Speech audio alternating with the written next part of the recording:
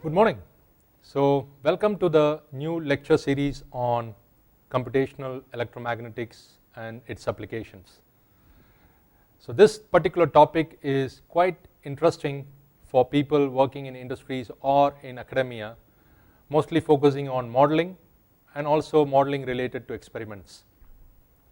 Computational electromagnetics has been a topic that is gaining advantage and attention since the last 50 years, owing to various changes in computer architecture, availability of fast computers, and also numerical solvers that are able to model quite accurately quite complex problems.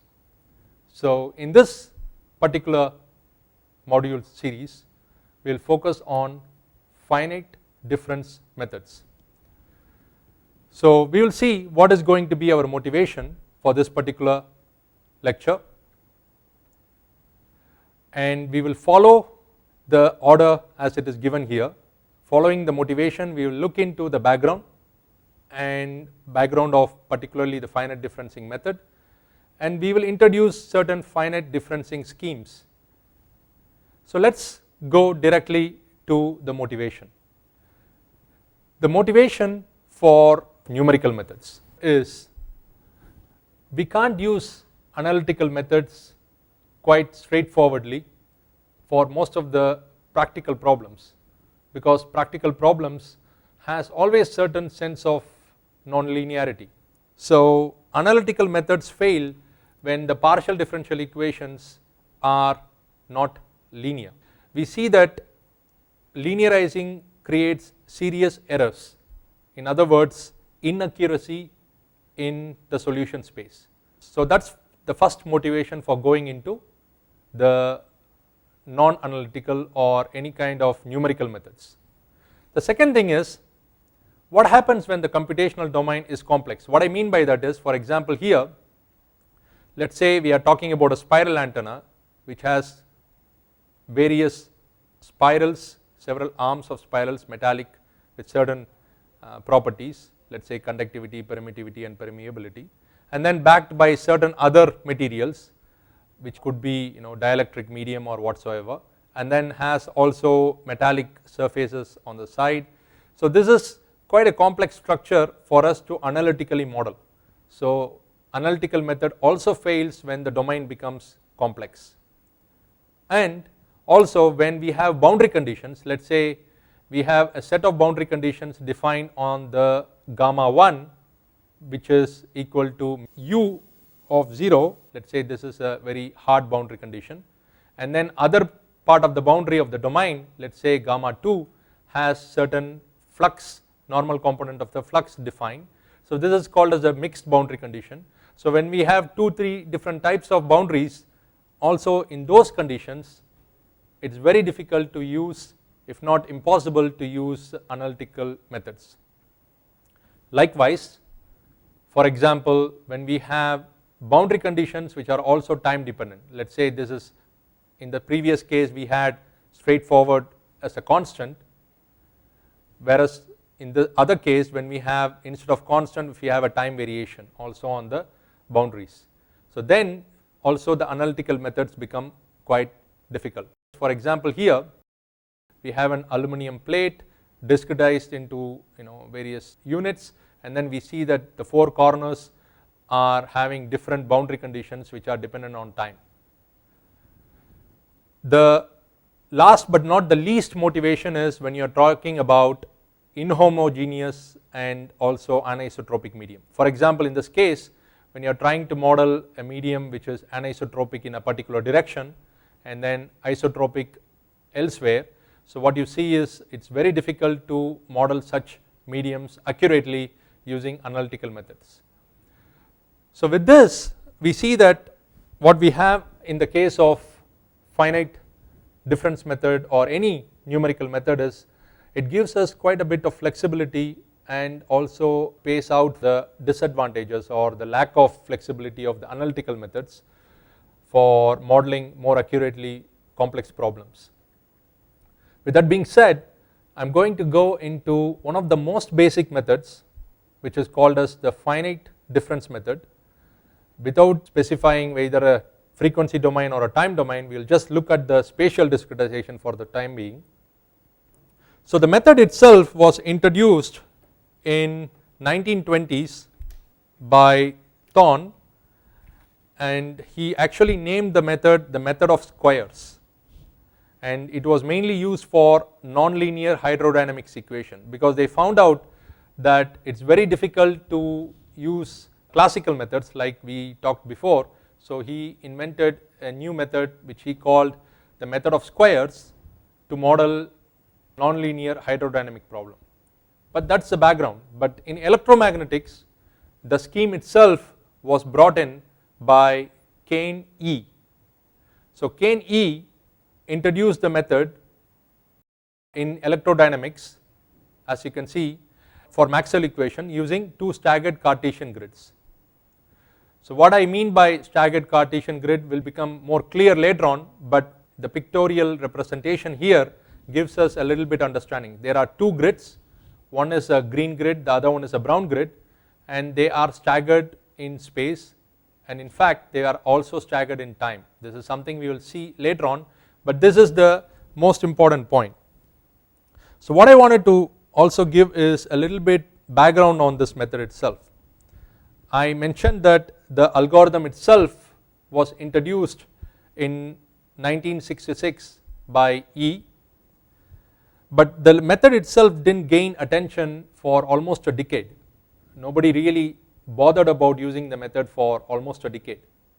So that being said, what was the other methods, or what was keeping numerical scientists or computational scientists busy? They were more busy with a well established method called as method of moments, which we will see later on. It was much more evolved, it had much more numerical and mathematical tools involved in it. So people were basically using method of moments. They didn't pay attention to finite difference time domain or finite difference method in general for almost a decade. There were other problems also related to finite difference method. The method itself works fine, but somehow if you wanted to do any practical problems, you need to define the method along with the boundary conditions. If not, you are going to really simulate a very large problem, although what you are interested is very small area of that computational domain. So if, for example, if I wanted to simulate scattering problem, let's say I wanted to understand what is the scattering of a particular object. Let's say I have a car and I am talking about electromagnetic waves scattered by the car. So what I would do is I would model the car surrounded by certain atmosphere. Maybe I am using a standard air, free space, but since I don't have a proper termination, so I have to simulate the car surrounded by a very big volume. And although I am only interested is what is going on around the car, I need to simulate a very big problem because I didn't have very accurate and stable boundary conditions. So that was one of the biggest problem of this method for a long time. That changed over a period. So what happened was in 1975, it was both Tuflow and Broadwin, they brought certain improvement to the stability of this method. They basically computed the stability criteria and they also improved the method's functioning for a steady state solution for a sinusoidal input. And also in 1977, Holland, Kunz and Lee applied this method for a broadband application. They basically sent in a pulse and simulated it for a broadband. But all these things are only still working on the method itself, and later on someone called as Moore came and did something called as the absorbing boundary condition. Let me explain this in a slide. Let's say this is a scatterer and then the scattering is happening. So there was a possibility to truncate the entire problem using certain absorbing boundary conditions.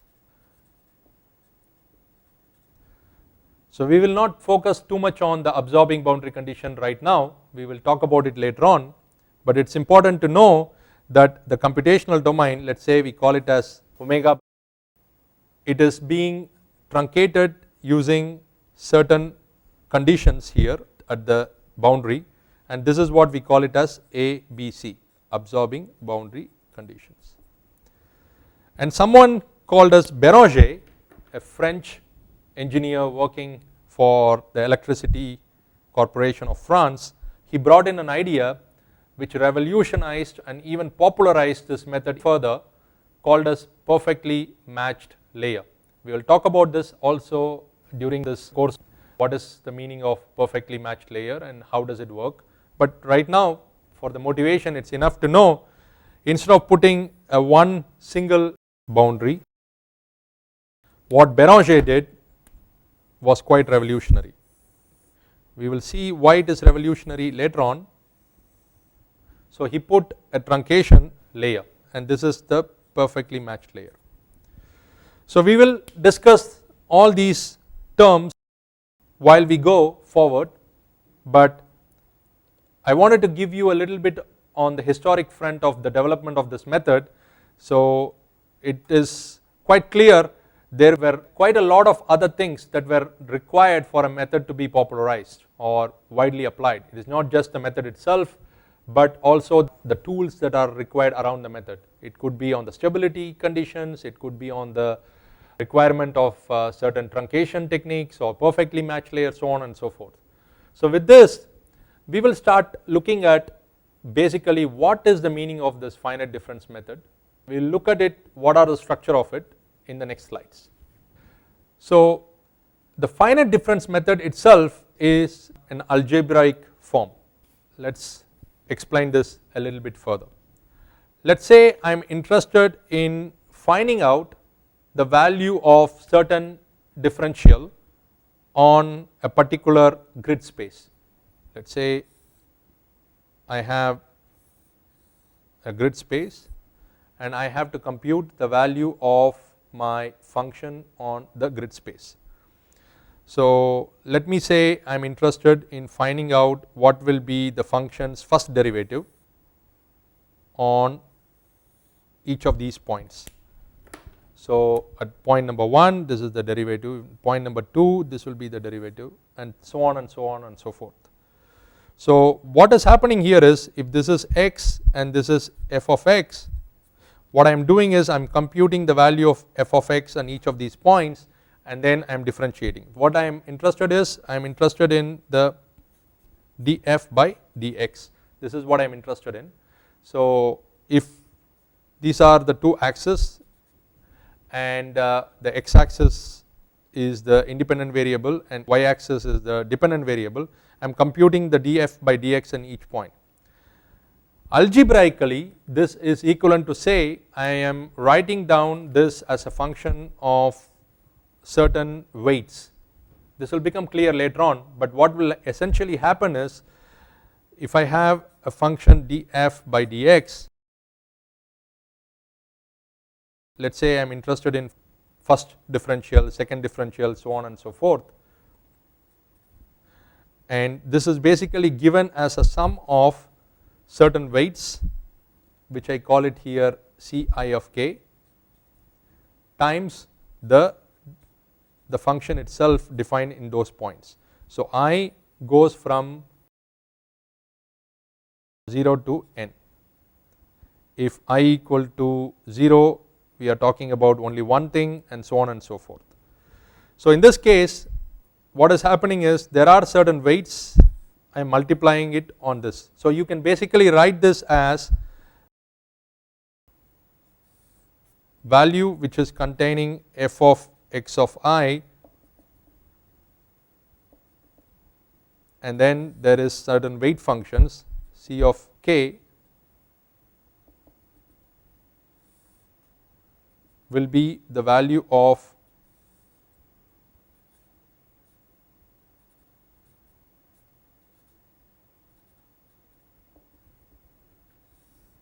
so this is essentially an algebraic equation where the weight functions are multiplied for those values. So that is what we mean by saying the finite difference approximations are algebraic in nature. Right now, if you are not able to understand this, it's totally fine. We will explain this step by step later on.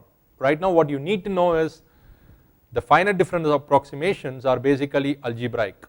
they are in the form of an algebraic equation. The second thing is, as you can see here, the value at a point depends on values at some neighboring points. What I mean that by this is, I know the value of these points given in black. I am interested in knowing a value, let's say at this point. So the value at this point can be found out using the values at these neighboring points. So we are talking only in terms of spatial derivative here, spatial aspect here, but if you also take the time axis into play, so you can compute the value of certain points in space and time using the values of certain neighboring points in space and time as well.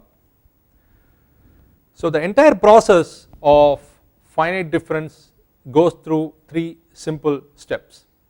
So when I say 3 simple steps, what are those steps? That's what we are going to say. Let's say we take a simple one-dimensional example to illustrate the logic, and then we can expand it to multi-dimensions. Let's say we have a domain which is a one-dimensional domain given by this line. What we are essentially doing here is we need to divide this solution domain into grids of nodes.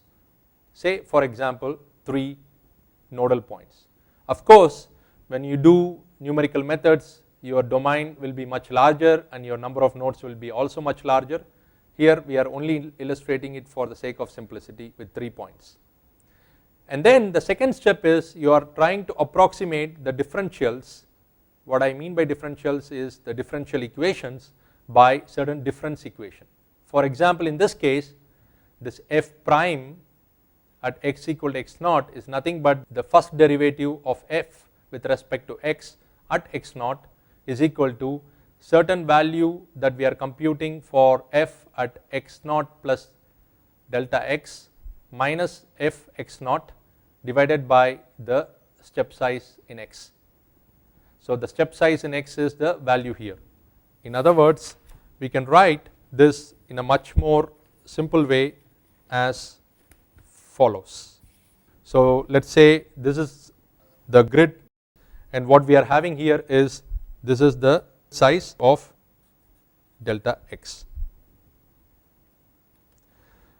So what we are doing next is we are trying to go forward with certain difference equation in order to approximate the value of the differential at certain point. Likewise, as you can see, we have to have certain boundary conditions and initial conditions. BCs are the boundary conditions and ICs are initial conditions. So when we say boundary conditions, we are interested in the x coordinate of the boundaries. Since it is a one-dimensional problem, what we are talking about is, let's say x equal to 0 here and x equal to 1. So we are setting certain values of u at x equal to 0 here and x equal to 1 as 0 for all time variables. Similarly, we are talking about certain initial conditions. If it is a static problem, then we are not interested in the time variables, but in the case of a time varying problem, we set the initial conditions as at time equal to 0 certain value. So this value is the t equal to 0. As you can see, the number of initial conditions also changes depending on the order of the problem itself, that we will see in the next slides. So what you need to know is, when we have a problem, the solution process for finite difference method is you create a step 1 and then you do the following thing. You divide the domain into certain nodal points, and then in the step 2 you approximate the differentials using certain difference equations, and then in the step 3 you use certain given boundary conditions and initial conditions so that you can compute the value of the problem space or the solution space serially in time. So let's look now at certain fundamental form of finite differencing. So let's say we have a problem where the solution is f of x and the value of the x coordinate is given.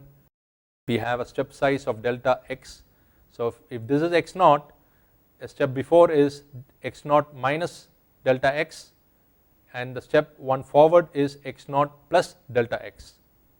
So let us say we are interested in knowing what is the value of certain differentials based on this f of x. So let us say we are interested in knowing the value of the first differential of f of x at the point x naught. So we can do this in different ways. The first way to do that is we take the forward differencing. What we mean by forward differencing is, we say at x naught the value of f dash, that is the first differential at x equal to x naught, is going to only depend on the value that is one step in the forward direction from x naught and x naught itself.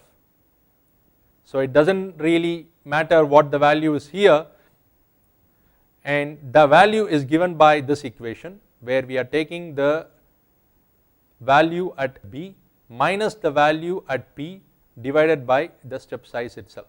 So this is a very simple forward differencing scheme. Likewise, we can do the same thing with backward differencing scheme. So here we say the value at x naught, the first differential of f at x naught with respect to x, is going to depend only on the value at x naught minus delta x and x naught itself. It does not matter what the value is here, it is going to only depend on this. So as you can see, both these methods, whether you are doing a forward differencing or backward differencing, there is a kind of a bias. The bias is, it is saying whatever is going to be the value of the differential at one point is going to be only dependent on what is in the forward direction or in the backward direction. So a more safer bet would be is to take the value at both x naught minus delta x and x naught plus delta x, and that is exactly what we do in the scheme of central differencing, as you can see here. So what we are saying is, instead of going and doing the differencing either only focusing on x naught plus delta x or only focusing on x naught minus delta x, let us take both of them. So that is what we are exactly doing here.